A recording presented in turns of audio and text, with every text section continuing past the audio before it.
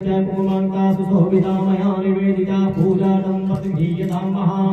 माल्यानि सुगन्धिनि भारत्यादिनि वै प्रभूम्या हटानि पुष्पाणि पूजातं प्रतिधीयतां महा काण्डात् परोहन्ति पुरुषः पुरुषस्परे एवानो दूर्वे प्रहदनु सहस्रेण सतेन च ओम महाधूपमदीपं महाचन्द्रमा मनसो जागच्छो सूर्यो अजायता श्रोत्राधान जपान च मुखर अग्ने अजायता विशालं प्रान्तेन विद्यं महाशर्कराखण्ड खाद्यानि दीक्षितानि च आहारं भक्ष्यभोज्यं च नैवेद्यं प्रतिदां महानिवेद्यान्ते पुनराचमन्यं जलं समर्पयामि प्रान्ते ताम्बूलं महापुङ्गी परममहद्दिव्यं नागवल्ली दिलेदं हेलार्वाताम्बूलं महाप्रतिगीतं महाताम्बूलान्ते ऋतुपरं महा